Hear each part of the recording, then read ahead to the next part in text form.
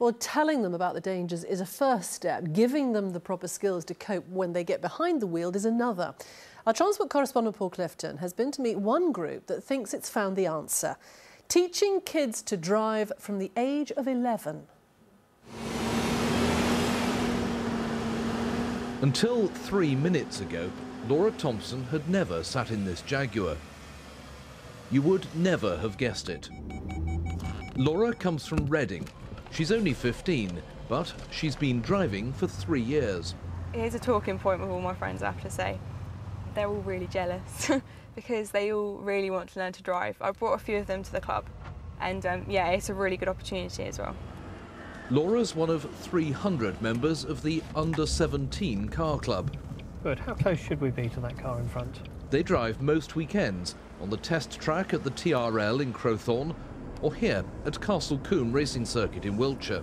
The hardest thing, I think, is probably right at the start. It's learning to do the change the gear without just stalling the car. Just basically getting the car going in a straight line is probably the hardest thing to do at the start.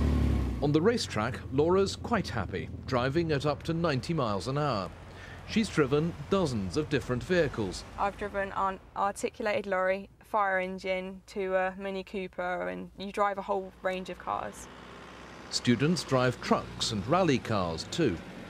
The aim is to produce drivers who are far safer and far more responsible than other teenagers. It's run by volunteers and costs less than normal driving lessons. By the time they get up to 17, they'll have had hundreds of hours and thousands of miles experience under their belts, and therefore when they hit the road at 17 they'll be driving better than most of the drivers on the road. And we do encourage the more experienced youngsters to swap cars as often as they can, so they get this wide range of experience. So, does it work? Well, I felt safer being driven by Laura than by some of my friends, and they're old enough to be Laura's parents. Paul Clifton, BBC South Today, Wiltshire. An interesting scheme. Well, in tomorrow